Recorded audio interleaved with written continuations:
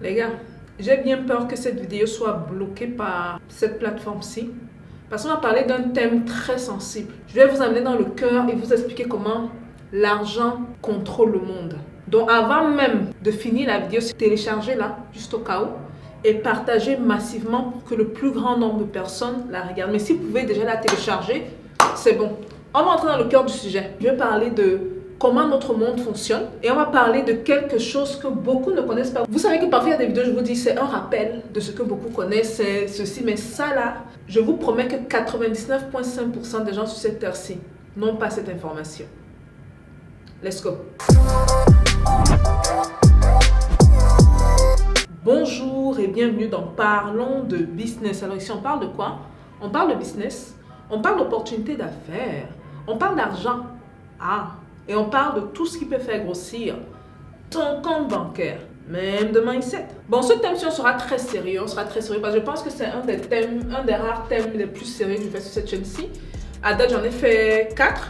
Il y a une vidéo que j'ai supprimée, parce qu'un de mes mentors m'a demandé de le faire. J'espère que cette vidéo, ce ne sera pas le cas. Donc, s'il vous plaît, accrochez-vous. On va parler ici de comment le monde fonctionne, de comment est-ce que l'argent est pris et utilisé pour tirer les ficelles, pour contrôler, pour être au-dessus de la masse. Et ceci se base sur le livre du docteur Claude Anderson, un Américain, qui pendant plus de 30 ans a non seulement étudié l'histoire, mais est à fond dans l'observation de comment les choses se font et a également des ramifications dans le lobbying. Donc il vient ici nous faire une image parfaite de comment le monde fonctionne. Et attention, cette vidéo est strictement interdite aux naïfs qui passent beaucoup leur temps dans le bavardage ou même qui passent plus leur temps à lire qu'à être dans les réalités et interchanger, parce que dans plusieurs des points qu'il a mentionnés, je ne suis pas aussi avancée que lui, que le docteur Claude, mais dans plusieurs points qu'il a mentionnés, je me rends compte qu'il y a beaucoup de choses qu'il dit qui sont vraies. Okay? Donc on va parler de sa pyramide de 5 étages. Et sa pyramide de 5 étages commence à la base. La base, c'est ce qu'il appelle economics. J'essaie de faire l'équivalent en français. Okay? En anglais, il appelle ça economics. Et c'est ici que tout est fait, les gars. Il explique ça comment? Il explique ça en observant les communautés. Quand $1 rentre dans la communauté chinoise, il passe à travers 12 mains chinoises. En d'autres termes, quand le Chinois reçoit $10 et qu'il veut payer la nourriture, il ne va pas aller dans n'importe quel supermarché. Il va d'abord chercher le supermarché de son frère. Il va aller donner l'argent à son frère. Son frère maintenant reçoit l'argent de ces Chinois-là qui, la plupart du temps, gagnent l'argent qui ne vient pas de sa communauté. Donc, vous les voyez travailler pour les grosses multinationales et d'autres compagnies. Ils capturent l'argent à l'extérieur et ils gardent ça dans leur communauté. Donc, le gars du supermarché chinois à qui son frère est venu remettre l'argent, reprend cet argent. S'il a besoin de voir un docteur, il va chercher un docteur chinois. Il donne au docteur. Ça arrive dans les mains du docteur. Le docteur a besoin d'aller en vacances. Il cherche une compagnie chinoise qui peut emprunter pour aller en vacances. Ou bien s'il n'y a pas de compagnie chinoise, il va chercher des agences de voyage chinoises. Donc la compagnie chinoise maintenant prend l'argent. Une partie part à l'État et l'autre partie va dans les poches des employés. Et les employés maintenant, disons l'hôtesse de lait. L'hôtesse de lait veut s'acheter une jolie chaussure, elle va chercher une marque chinoise. Donc ça passe dans 12 mains chinois. Chez les juifs, c'est encore mieux. C'est pour ça que je les appelle la communauté la plus puissante. 18 mains juives chez les noirs américains. Et ils se plaignent, les noirs américains, mais attendez. 4 mains. 4. Donc ils ont compris ça et ils sont en train de s'avancer dans ce sens-là. Chez les noirs francophones africains, une étude a été menée, j'étais sidérée. Même pas 0,3. Donc même pas 1. En d'autres termes, tu prends 3 noirs francophones. 1 va juste payer chez un de ses frères. Les 2 autres jamais. Les habits, la nourriture, les voyages, c'est toujours chez les autres. Voilà, les gens qui disent, oh, je veux laver Air France. Air France, c'est bien. Les gars, réfléchissons. C'est-à-dire, on ne se rend pas compte du pouvoir de notre argent. Oh oui, j'ai payé ce sac Louis Vuitton. On a des marques de luxe africaines. Réfléchissons. Donc nous là, 0,3 fois, pour ne pas même dire 0. Parce que une personne sur 3 là donne à une seule personne. C'est grave. Ok?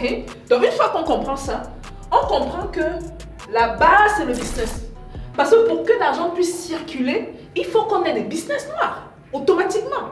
Et ce qui est superbe avec le business, c'est quoi? Suivez mon regard s'il vous plaît, parce que là on est à la base. Le business crée de la valeur.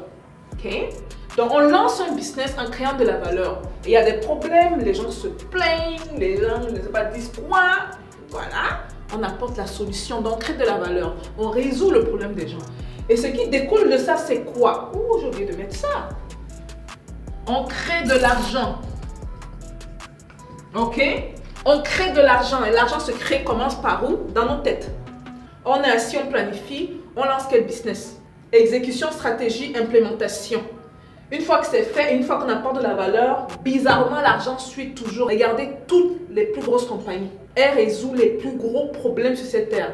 Avec cet argent-ci, automatiquement, vous avez le pouvoir et le respect. Et vous allez comprendre pourquoi je dis ça ici en haut. Mais gardez ça en tête. Super important. Là, maintenant, on rentre dans le vif du sujet. Une fois que la base a été mise, parce qu'on est encore à la base, on prend cet argent-ci, on le ramène au deuxième étage. Boum! Politique. Au niveau des politiques, ce qu'on fait avec cet argent, c'est quoi? On paye les politiciens. Ceux qu'on ne peut pas payer, on loue. Et pourquoi c'est important? Parce que ça nous permet de les contrôler. Contrôler les politiciens. Et pourquoi c'est important de contrôler les politiciens? Parce que ça nous permet de contrôler les lois. Parce que les lois sont passées par des politiciens. Je vais vous prendre un exemple. Bon, moi je suis du bon côté. Je vais vous prendre de bonnes lois là. D'autres vont essayer de faire passer leurs lois à leur avantage. Les lois conservatrices par exemple. Ok? Si on décide par exemple, on interdit l'importation du poulet surgelé, ce qui était le cas dans certains pays africains, et on encourage la production locale. Ok? Donc, le lobbying permet de passer des lois à l'avantage des personnes en question. Mais encore, il faut l'argent. Comme j'ai dit, on prend l'argent d'ici et on ramène ça là. Pas de naïf sur cette vidéo, s'il vous plaît. On parle des vraies choses. Et ça, c'est d'après le docteur Claude Anderson. Donc, ne dites pas que c'est moi qui ai créé ça. C'est lui. Dans l'observation et dans les faits. Et ce qui est intéressant, c'est que quand on observe, c'est ce qui se passe sur le terrain. Et donc, une fois qu'il y a ce contrôle de politicien-là, vous comprenez l'importance du lobbying. C'est important d'avoir des groupes de lobbying. On ne peut pas faire du lobbying sans argent. Sans argent, vous n'êtes rien. Nada, que dalle, zéro. Donc, après ça, la politique, on prend toujours cet argent du business. Vous voyez pourquoi c'est la base. C'est pourquoi c'est la base. On prend cet argent et on le ramène au troisième étage. Bang! Police et justice. On contrôle la police et le système judiciaire. Là-bas, je ne vais pas m'étendre, parce que c'est tellement vrai et tellement flagrant dans plusieurs de nos pays. Autour du monde même. Je ne vais pas juste dire plusieurs de pays, c'est partout, pratiquement partout. Même en Asie, vous serez surpris. En Europe, en Amérique du Nord, en Amérique du Sud, en Afrique. On les contrôle. Et souvent, ce sont des gens qui vont soit assurer notre protection, et quand je dis notre, je ne dis pas qu'il y en a qui assurent ma protection, on se comprend, soit dans les pépins ou dans les problèmes, être de notre côté. Et on se comprend. Parce que plusieurs fois, vous avez vu des procès, plusieurs fois, vous avez vu des procès où il y a la preuve. C'est-à-dire qu'il faut être aveugle pour ne pas voir que la personne est coupable. Mais bizarrement, la personne s'en sort. Trouver l'erreur. Ou devrais-je dire, trouver la solution. C'est ainsi que les choses fonctionnent. Comme le titre le met, voici comment notre monde fonctionne. On aimerait être ça dans un monde de bisounours, où on s'embrasse, où tout le monde s'aime bien, où tout le monde est incorruptible, où il y a ceci, mais ce n'est pas le cas. Une chose importante que j'ai appris d'un de mes mentors, c'est quoi? La première des choses, c'est toujours de savoir et comprendre comment les choses fonctionnent. Et ça, beaucoup de Noirs ne comprennent pas ça, ou ne veulent pas comprendre, ou sont dans leur bulle. Voici comment notre monde fonctionne. On n'est pas là pour dire, oh c'est dommage, pourquoi ils font ça? Oh non, non, on va arriver là-bas plus tard. Premièrement, on est assis, on regarde cette vidéo de manière froide et calme. On comprend comment les choses fonctionnent. Une fois qu'on a compris comment les choses fonctionnent, on va maintenant comprendre la mission de Stéphanie sur YouTube. Très important. Une fois qu'on a fini avec le troisième étage, on passe au, je n'ai même pas mis, quatrième étage. Les médias. Oh my God. Ça, c'est une des choses les plus intéressantes.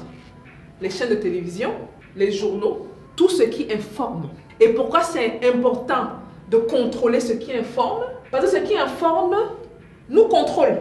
La preuve, regardez l'image que l'Occident a de l'Afrique. Il voit ça où? À la télé, dans les médias. Et donc l'importance de contrôler les médias vient du fait qu'on veut contrôler les gens. ou devrais-je dire la perception des gens. Mais si vous contrôlez la perception des gens, vous contrôlez les gens automatiquement. Les médias qui sont financés par l'Occident, qui parlent de l'Afrique là, c'est quoi leur intérêt? Je répète, les médias, que même certaines chaînes YouTube, vous serez surpris, financés par l'Occident. En d'autres termes, la France alloue un budget pour une certaine radio, pour une certaine télévision, et cette télévision parle de l'Afrique. Vous pensez que c'est pourquoi? C'est pour contrôler nos cerveaux et notre perception. Oh, quand on parle de l'Afrique, c'est toujours les choses négatives, pratiquement jamais rien de bon. Quand on parle de l'Afrique, c'est toujours la misère, c'est toujours les tueries, c'est toujours la guerre, c'est toujours le terrorisme, ce n'est jamais rien de bien. Et bizarrement, quand on parle de leur pays, oh là là, oh la tour Eiffel, oh ceci, oh cela. Donc cette base-ci permet, une fois de plus, on revient à l'argent. Prends et on met ici. Vous allez voir qu'il y a des chaînes comme la chaîne de Wade Maya, qui est un frère que je suis depuis 2017. Il est déjà devenu un média. Il a plus de 1,2 million de personnes qui le suivent. Qui dit carrément que lui, son but, c'est de changer l'image de l'Afrique. C'est pour ça que vous allez pratiquement jamais le voir parler des choses négatives sur sa chaîne. Est-ce qu'il y a vu pas peut-être une ou deux vidéos, des choses qui lui sont arrivées. Comme une fois on l'a déporté d'un pays et tout, mais jamais, jamais, c'est fait à bon escient. Et c'est ce genre de médias dont on a besoin parce qu'il faut aider à changer le narratif. Surtout qu'on a maintenant des plateformes comme YouTube. Mais n'oublions pas que YouTube aussi, le jour qu'on parle trop, comme dans cette vidéo, vous avez vu qu'il y a certains points, je n'ai même pas développé. Je vais laisser les plus curieux aller pousser. Le jour qu'on parle trop, on peut fermer ta chaîne. Hein? Tandis que toi là, tu commences à trop dire beaucoup de choses, trop de vérités. Ok? Donc là, c'est le 4e étage, les médias. Super important, ou la communication. Celui qui contrôle la communication contrôle la manière dont vous pensez, contrôle la manière dont on peut même agir. C'est pour ça que vous vous rendez compte durant le conflit ukraino-russe, qu'est-ce que l'Europe a fait par rapport à toutes les radios russes dans la zone européenne? Qu'est-ce qu'ils ont fait? Au Mali, qu'est-ce que le Mali a fait? On a fermé toutes les chaînes françaises. C'est pas un hasard, les gars, ok? Soyons moins naïfs. Maintenant, le 5e étage, qui est l'étage très important pour le docteur Anderson, parce que n'oublions pas que ça, c'est la théorie du docteur Anderson que je présente ici. Il a mis l'éducation. Moi, je ne suis pas à 100% d'accord avec lui, je vous dirai pourquoi. Parce que l'éducation peut être contrôlée aussi à partir d'ici. Mais pour lui, il a mis l'éducation. Il dit qu'au niveau de l'éducation, justement, on prend cet argent-là et on remet ça ici sur le socle. Et n'oublions pas que l'éducation, c'est la base de tout. Ah oui, donc ceux qui disent parfois sur la chaîne, oui, il faut éduquer, il faut éduquer. Vous avez très raison. On ne dit même pas que vous avez raison, vous avez trop raison. Parce que tout part de l'éducation, tout part de ce qu'on met dans la tête de nos jeunes. Pas dans la tête des vieux là. La tête de nos jeunes. Et quand je dis jeunes, je dirais les moins de 18 ans. Tout part de là. Qu'est-ce qu'on leur dit? Quelle perception est-ce qu'on veut qu'ils aient d'eux? Comment est-ce qu'ils se perçoivent? C'est super important. Est-ce qu'ils se voient comme des laquais? Est-ce qu'ils se voient comme des scientifiques? Comme des gens qui peuvent avancer? Comme des gens qui peuvent faire de grandes choses? Ou est-ce qu'ils se voient comme des perroquets de l'Occident? Parce qu'ils n'ont pas assez d'imagerie, de choses positives sur eux. Là est la question. Donc ça, c'est la manière dont notre monde fonctionne. Et vous voyez que l'argent contrôle tout à tous les niveaux.